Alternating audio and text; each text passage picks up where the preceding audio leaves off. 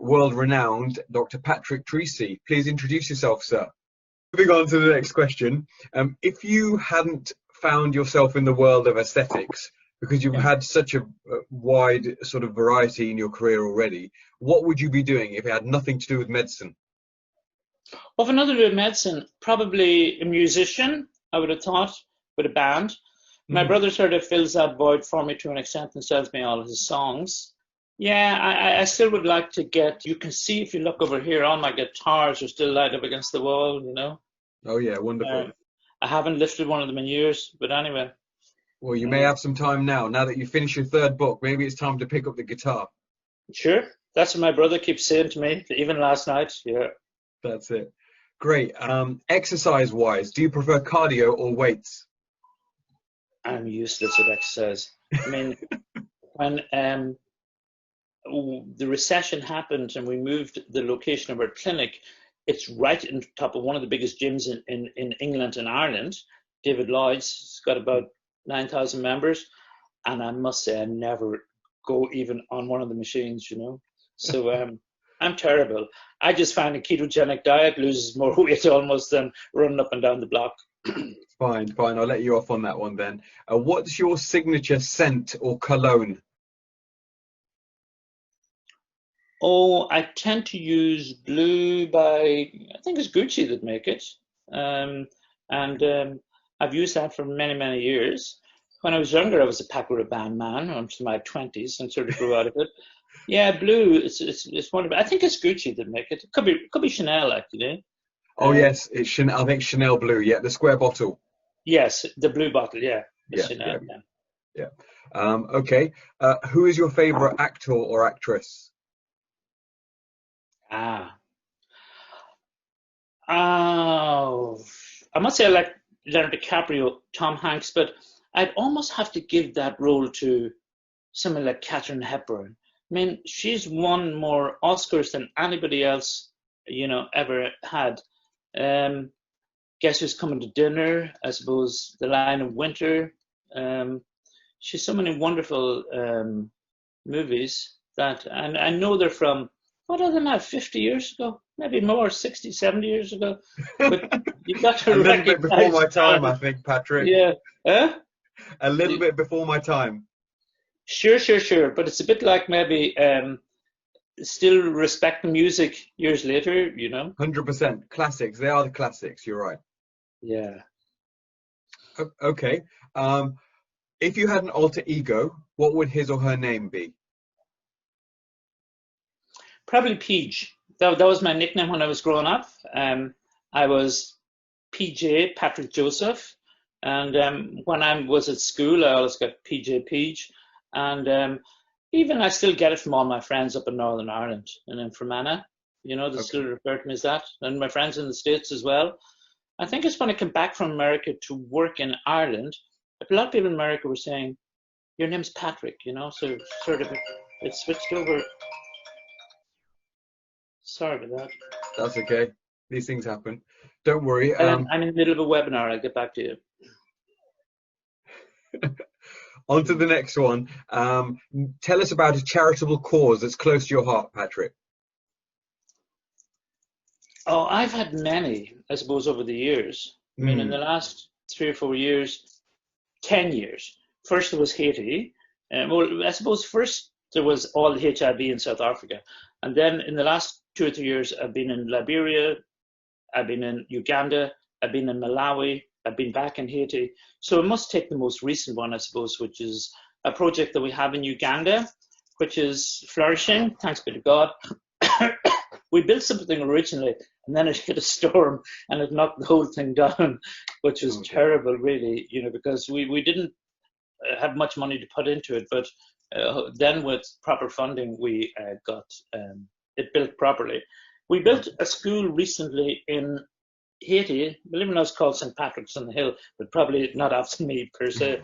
And we couldn't go to the opening because I suppose things had kicked off in Haiti again, and they were pretty bad politically, so it was dangerous to travel. But there's been lots of wonderful ones over the years, Okay. I mean, about your latest charities, if you do want to give me information about them, I'll make sure that I post a link if people do want to read more about them, Yeah, or sure. if they want to contribute. Yeah, no problem. Yeah. Wonderful. Okay, next question. Who would your top 3 dinner guests be, past or present? I would have to have David Bowie there. David was somebody that I ran with in the 80s. Left med school for a while to gather some money together, and I joined the Serious Moonlight Tour and knew David in his interesting days. Right. Fairly Irish background, actually, even though he's a Brixton boy. I mean, Peggy Burns was either his mother or his grandmother, I can't remember now. She was from Virginia, just up the road here. And he had a very strong love of the Irish. In fact, believe it or not, when he sang Rebel, Rebel in Dublin, at the end of it, he shouted Chucky or Law, which, believe it or not, was the call song of the IRA, Our Day Will Come in Irish, But anyway, Oh, wow. A lot of people miss that. Who else would I have? Jesus Christ would make an interesting, I suppose, dinner guest. Yeah. To explain his reasons for bringing what he brought across the world. Yeah. And not leaving women out of it, because it'd be wonderful to have a woman guest as well. I think my third thing would probably be Adolf Hitler. And you would have a very interesting mix there between the musical intellect, the ethical intellect, and then the political influence of somebody that could have really changed society if he hadn't have been, I suppose, taken out the way he did by all the other nations. How somebody like that could bestow such influence upon a nation. I'd like to get into his brain and see the way he thought and his reasons for doing things. That isn't to give him any honor or anything for what he did to the Jews. But I suppose as a dinner guest, it'd be more intellectual company than social company. Yeah. Okay. Very, very interesting choice, actually. I'm sure that'll stir up some conversation. On to something a wee bit more mundane. What did you have for breakfast today, Patrick? Lamb kebabs, cooked them myself. Yeah. Okay. Actually, there's a new Vogue in Shelburne, and all I do is put them in the oven. But anyway. That's a very keto breakfast. Oh, yeah, exactly. I haven't eaten as well in years, because normally if I'm in Ballina or in Cork or in Enniskillen or Newton Butler, you're just eating, sort of something to keep you alive. Pick up at a gas station, sort of potato crisps or something, So I mean, now I have time to choose my food and everything, so it's good, Glad to hear. Another food-related one. Nandos. How spicy do you like it? Fire engine hot. Okay. Reminds me of all the girls in Hooters when I lived in Bayside, Miami. Brilliant. Yeah. The next one is, what's your favorite accent anywhere in the world? Which one do you prefer? Well, Britain and Ireland has so many interesting accents, because you only have to go up and down the road and it changes. Of the Irish accents, believe it or not, the area that I come from, South Donegal, West Fermanagh, has been voted to have the nicest accent in Ireland for the last 2 or 3 years. In Dublin, you tend to look up, it's part of your breeding to the area I live in, Dublin 4, is considered to have a nice accent. The same way as in England, BBC accent is looked up to, but still most people that live in the north of England wouldn't want to have it, if you know what I mean, which is a different thing. What do you like? What do you like listening to? What's easy on your ears? I don't want a Californian accent. Maybe I'm being influenced by media or whatever, but though sometimes some of the girls can drawl on you, and they get that sort of guttural sound.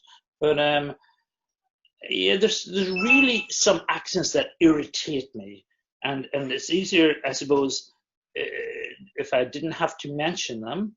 But you don't have to. No, you don't have to. I'm asking for your favorites. That really, really irritate me.